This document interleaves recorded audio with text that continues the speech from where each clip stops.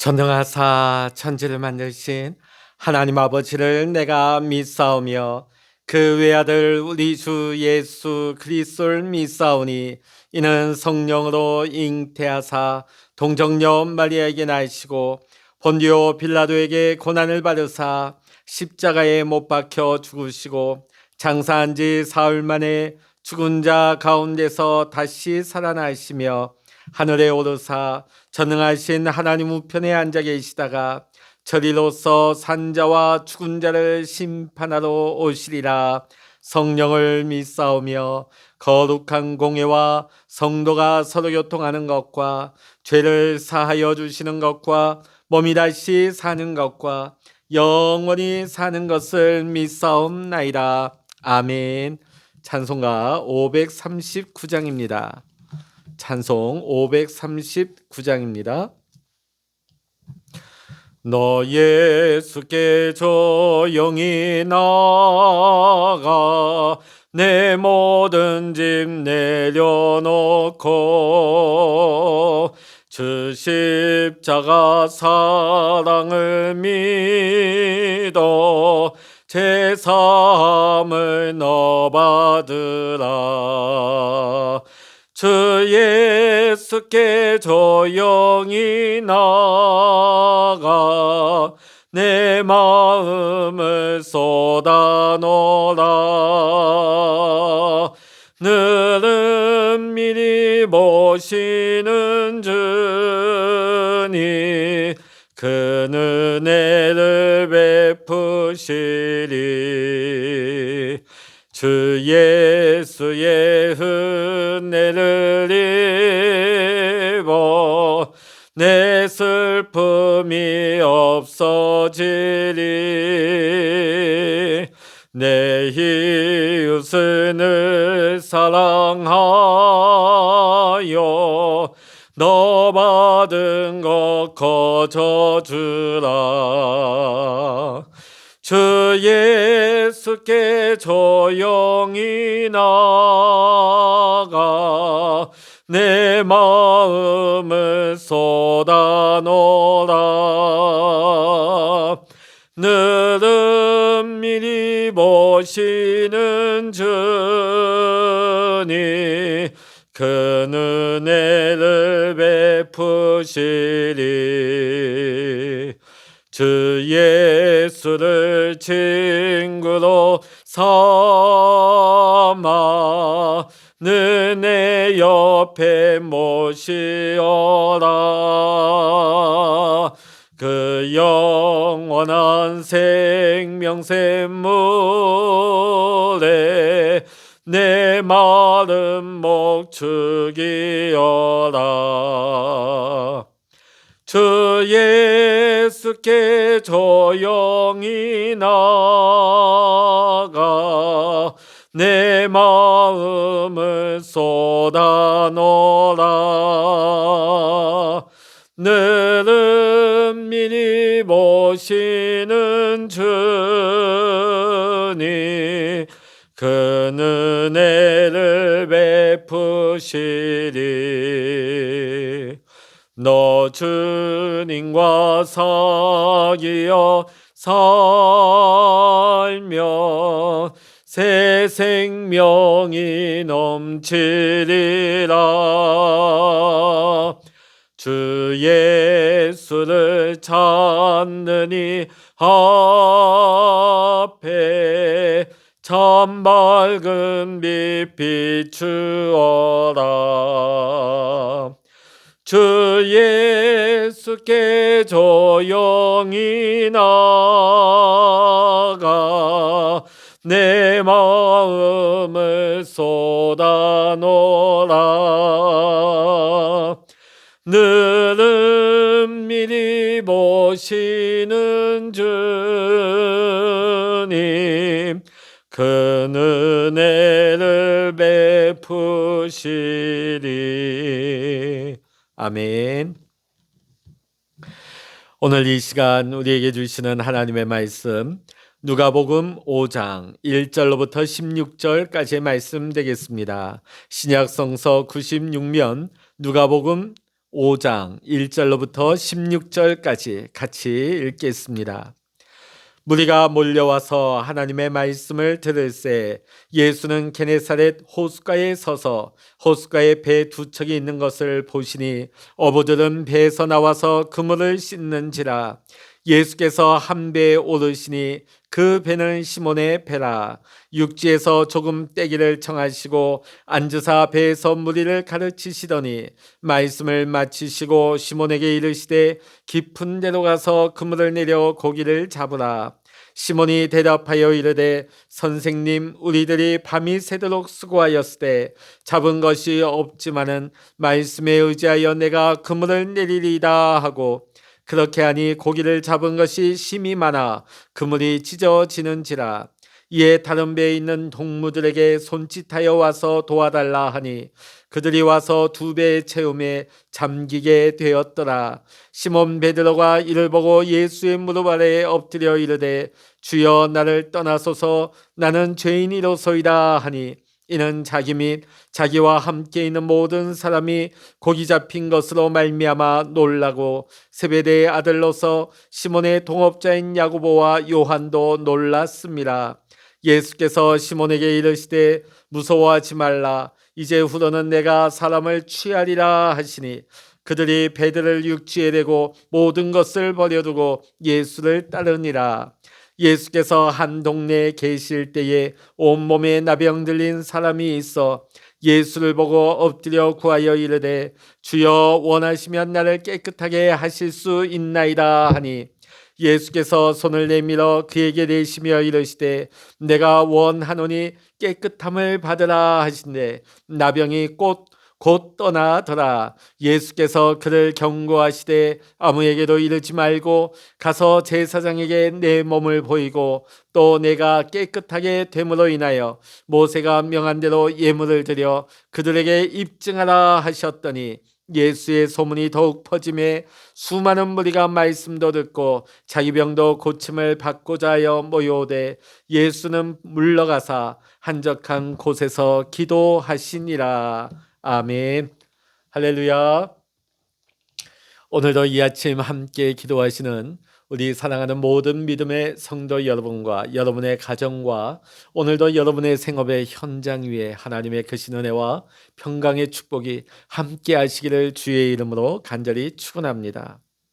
오늘 본문의 말씀은 예수님께서 갈릴리의 사역 중에 초기에 해당되는 사역이라 하겠습니다. 오늘 말씀에 보면 베드로가 예수님을 만나는 사건과 한센병이라고 하죠. 요즘 의학 용어로는 옛날 우리 개역 성경에는 문둥병, 또 우리 개역 개정에는 또 나병 이렇게도 나왔지만 요즘에는 이것도 문둥병도 나병도 아닌 한센병이다, 정확한 오늘날의 의학 용어로 표현을 하고 있습니다.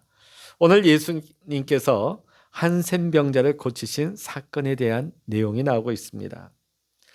예수님께서 게네사렛 호숫가에 몰려든 무리들에게 말씀을 가르치던 그날에 예수님의 시선이 무리 밖에 있는 어부들을 향하고 있습니다. 지금 호숫가에 있으니까 저쪽에는 어부들이 있었겠죠.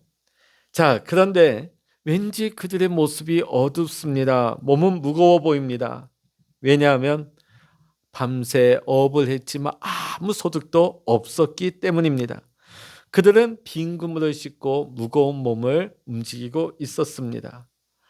자, 그때의 예수님은 어부들 가운데 시몬의 배에 올라가십니다. 물에서 조금 떨어진 배 위에서 무리를 향하여 말씀을 선포하시죠. 실제로 음양학자들에 의하면은 그 호숫가에서 또 물에서 조금 떨어진 물에서 저 육지를 향하여 말씀하실 때 당시 마이크가 없지만 굉장히 이 음향에 굉장히 전달력이 있었을 것이라고 그렇게 견해들을 내놓습니다. 자, 예수님께서 물에서 조금 떨어진 시몬의 배 위에서 저 육지에 있는 사람들 향해서 말씀을 전하십니다. 자, 근데 말씀을 마치시고 나서 시몬을 향해 깊은 데로 가서 그물을 내려 고기를 잡으라고 말씀을 하십니다. 자, 지난밤에 아무것도 잡지 못해서 빈 그물을 털고 이제 깨끗이 씻어둔 상태죠. 얼마나 힘들었겠습니까? 자, 오늘날에도 어업 기술이 발달한 요즘에도 고기잡이를 마친 후에 그물을 정리하고 씻는 일이 결코 쉬운 일이 아니라고 합니다. 자, 이제 그 모든 일들을 간신히 마쳤는데 갑자기 한 청년이 나타나 이런 말을 합니다. 다시 깊은 데로 가서 그물을 내리라고. 사실 이 바다에서 아무 경험도 없는 낯선 사람의 말을 듣고 다시금 바다로 배를 몰고 나가 그물을 내릴 수 있는 사람은 아무도 없었을 것입니다. 자, 그런데 시몬은 5절의 말씀에 다음과 같이 대답을 합니다. 시몬이 대답하여 이르되 선생님, 우리들이 밤이 새도록 수고하였으되 잡은 것이 없지만은 말씀에 의지하여 내가 그물을 내리리이다 하고. 이 시몬은요, 태어나면서부터 이 게네사렛을 무대로 살았던 그 잔뼈가 굵은 태생이 어부입니다.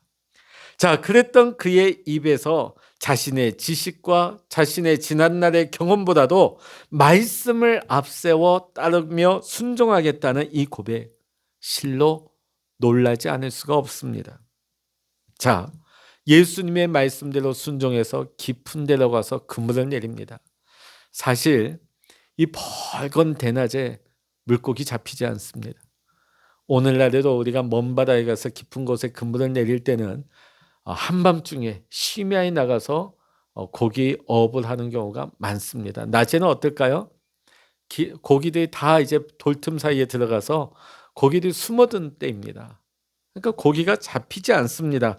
이것을 잘 알고 있는 베드로였죠. 그럼에도 불구하고 자신의 알고 있는 지식과 경험을 내세우지 않고 오늘 예수님의 말씀을 의지하여서 말씀에 순종하여 나가 그대로 그물을 내립니다. 자, 어떤 결과가 나타났을까요? 놀라운 일이 벌어집니다. 6절과 7절에 보면 밤새 한 마리도 잡지 못했던 바로 그 게네사렛 호수에서 그물이 찢어질 정도로 많은 고기가 잡혔습니다. 그것도요, 배가 만선이 되다 못해 배가 가라앉을 지경이 됐어요. 자그만치 2배가. 그러다 보니까 동무의 배를 불러서 같이 도와달라 할 그럴 지경이 되었습니다. 예수님의 은혜를 말씀으로 뿐만 아니라 실제적으로 체험을 하고 있는 시몬입니다. 자, 이제 시몬이 어떻게 반응하고 있는가? 8절의 말씀 보십니다. 시몬 베드로가 이를 보고 예수의 무릎 아래에 엎드려 이르되 주여 나를 떠나소서 나는 죄인이로소이다 하니. 자, 앞서 5절에 보면 예수님을 가리켜 선생이라 불렀습니다. 자, 그런데 이제 시몬의 고백 속에 예수님의 호칭이 바뀌죠. 주님이라고 높여서 부릅니다. 그러면서 예수님의 무릎 아래 납작 엎드려서 자신이 죄인임을 고백하고 있습니다. 이때까지 생업의 현장에 파묻혀서 바라보지 못했던 예수님의 모습을 똑똑하게 바라보고 있는 것입니다. 예수님은 자신의 죄인됨을 고백하며 엎드려 있는 이 시몬을 결코 정죄하지 않으셨습니다. 도리어 이제부터 사람을 낚는 어부가 될 것이라고 제자로서의 사명을 부여하시고 이 시몬을 부르십니다. 이제 제자로서 부름을 받은 이들의 행동이 어떻게 되었을까요? 11절 보십니다. 그들이 배들을 육지에 대고 모든 것을 버려두고 예수를 따르니라. 여러분, 어부에게 있어서 가장 큰 든든한 미천은 무엇일까요? 배와 그물입니다. 일평생 이 배와 그물을 가지기 위해서 얼마나 수고했을까요? 오늘날에도 어민들에게서 자기 배를 가진다는 거, 이것은 꿈 같은 일이에요. 그게 제일 된 목표죠. 자, 그런데 일평생 자기가 땀 흘려 마련한 자기의 배와 자기의 그물을 예수를 따르기 위해서 다 모든 것을 내버려 놓습니다. 그걸 내버려 놓고 예수님을 따릅니다. 이전에는 배와 그물이 그 인생의 첫 번째 목적이고 이것이 삶의 이유였습니다. 이것이 가장 중요했습니다. 자, 그런데 이제 그들의 삶의 목표가 변화되는 것을 볼 수 있습니다. 가장 소중하다고 여긴 것의 목표와 그들의 삶의 이유가 달라지는 것을 보게 되는 것입니다. 예수님의 비유 중에 밭에 감춰진 보화를 발견한 사람이 자신의 모든 소유를 팔아서 그 밭을 사는 것과 같은 이치라 할 것입니다. 사랑하는 성도 여러분, 오늘 우리는 예수 그리스도를 나의 주로 시인하고 고백하면서 예수님을 따르고 있는 사람들입니다. 오늘 저와 여러분은 오늘 시몬과 같이 예수님을 나의 전부 되심을 고백하면서 예수님만을 따르고 있습니까? 아니면 나의 배와 그물을 여전히 끌어안은 채 예수님을 또 한편에서 따르려고 애쓰고 있습니까? 또 나의 지식과 경험을 가진 채 말씀도 함께 믿으려고 애쓰고 계십니까? 오늘 시몬의 모습을 보면서 나의 지식, 나의 경험이 있지만은 그것을 내세우고 그것을 중요하게 여기지 아니하고 예수님의 말씀 앞에 그것을 내려놓고 예수님의 말씀을 의지하며 살아갈 때에 그의 순종의 삶 속에 얼마나 놀라운 일들이 나타나는지, 얼마나 우리가 상상하지 못할 하나님의 놀라운 기적의 역사가 나타나는지를 오늘 우리가 볼 수 있는 것입니다. 또 그들의 인생의 가치관이 바뀌고 있습니다. 이전에 세상에 가장 포기할 수 없는 그 가장 귀한 것을 그들은 그것 때문에 살아왔어요. 그것을 가지기 위해서. 그러나 이제 예수님 만나고 보니까 인생의 목표가 달라집니다. 인생의 우선순위가 달라집니다. 인생의 보배를 이제 그의 배와 그물이 아니라 나의 삶에, 내 인생의 참된 보배는 예수님이라 하는 것을 발견하게 되는 것입니다. 오늘 저와 여러분이 예수님의 사람으로서 예수님을 따라가고 있다면 우리 삶의 우선순위가 이제는 분명해야 될 줄로 믿습니다. 배와 그물을 우리의 삶의 우선가치로 삼고 예수님을 따라가려고 하면 얼마나 힘이 들겠습니까? 오늘 모든 것을 내려놓고 예수님을 따를 때 우리가 세상 사람들이 보기에는 어리석고 미련한 자처럼 보인다 할지라도 그것과는 비교할 수 없는 하늘나라의 귀한 축복의 역사가 오늘 우리의 삶에 차고 넘치게 될 줄로 믿습니다. 내 지식과 경험을 내려놓고 하나님의 말씀에 의지하고 순종하며 나아갈 때에 오늘 우리가 상상하지도 못했던 오늘 우리의 손으로 하는 모든 일들을 통해서도 주님의 손으로 우리의 손이 주님의 손이 되어서 놀라운 역사, 놀라운 기적이 나타나게 될 줄로 믿습니다. 자, 뒤이어서 보면 예수님께서 한센병이 걸린 이 병자가 예수님께 나오는 것을 만나게 되십니다. 자, 지금 예수님이 이 한센병을 걸린 환자를 찾아가신 게 아니에요.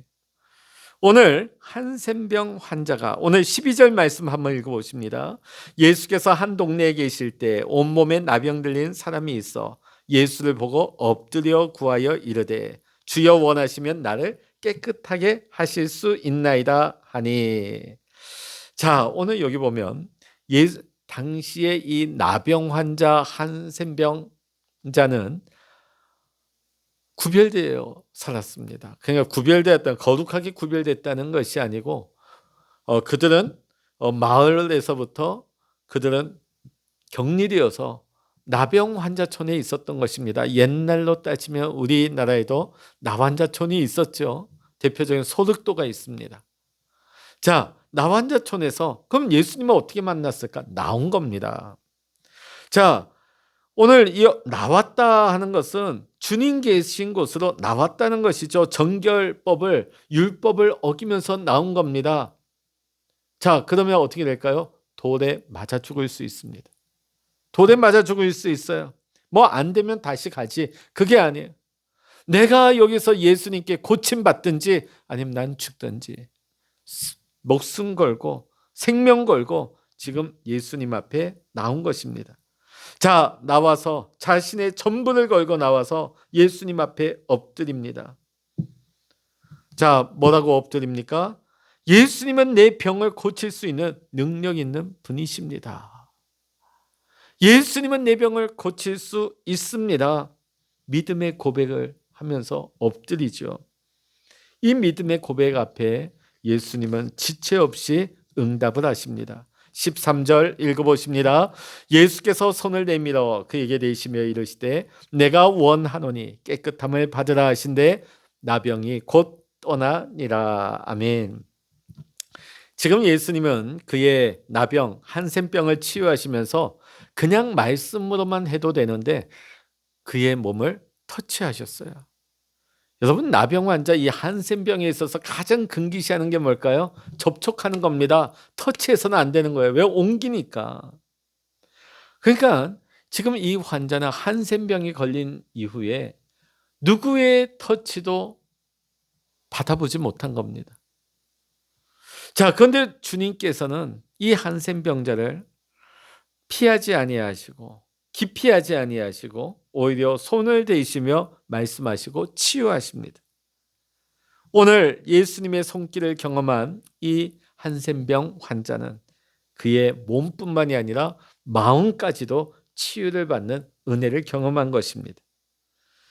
예수님은 눈에 보이는 병뿐만 아니라 그 마음의 상처, 사람들로 깊이 대상이 되고 사람들로 소외당하며 격리당했던 지난날의 마음의 병까지 다 어루만지시고 치유하신 것입니다. 사랑하는 성도 여러분, 오늘 베드로가 예수님을 만나는 이 사건과 이 한센병 환자가 예수님께 고침을 받는 이 사건에는 공통점이 있습니다. 두 사람이 다 예수님 앞에 엎드렸다는 사실입니다. 물론 상황도 달랐고 시점과 장소는 달랐습니다. 그러나 분명한 공통점은 그들은 머리 복잡하게 계산 돌리지 않고 주님 앞에 즉시로 엎드렸다는 사실입니다. 자신들의 지식이나 경험, 세상의 시선, 그걸 아랑곳하지 않고 예수님 앞에 오로지 엎드린 것입니다. 그때에 하나님의 은혜를 누리게 되어집니다. 사랑하는 성도 여러분, 오늘 우리는 예수님 앞에 엎드리고 있습니까? 예수님 앞에 무릎으로 나아가고 있습니까? 나의 지식과 나의 경험을 앞세우지 아니하고 오직 하나님의 말씀 앞에 엎드리고 있습니까? 우리가 한번 돌아볼 수 있기를 원합니다.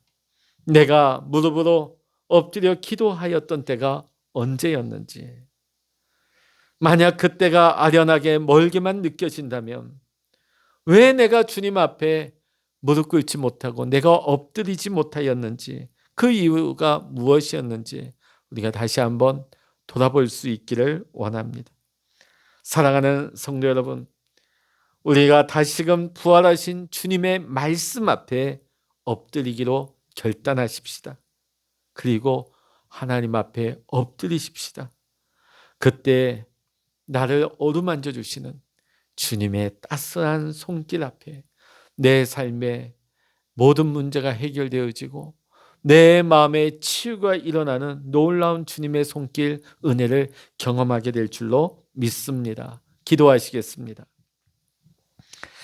할렐루야. 하나님 아버지, 오늘 주님을 만난 베드로와 한센병자의 모습을 보면서 하나님, 그들의 지식과 경험과 세상 사람들의 시선을 생각지 아니하고 주님 앞에 믿음으로 엎드린 것을 보게 되어집니다. 하나님, 우리도 말씀 앞에 엎드리게 하여 주시옵소서.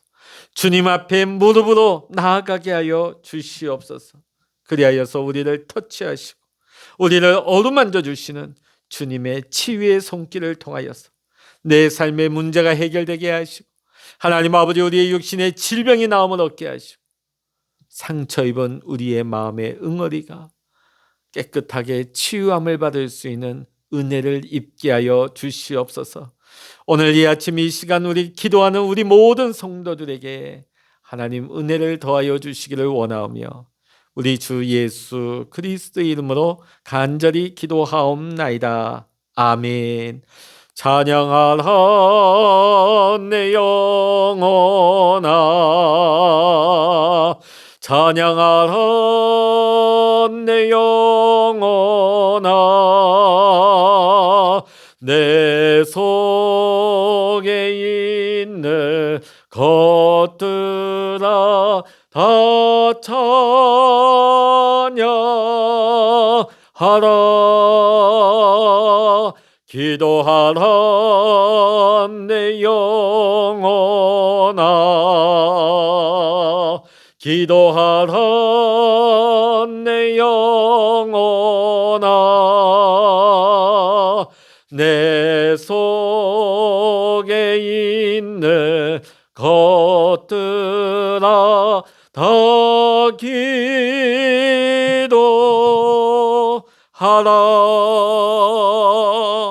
주여, 일창으로 합심하여 기도하십니다. 주여,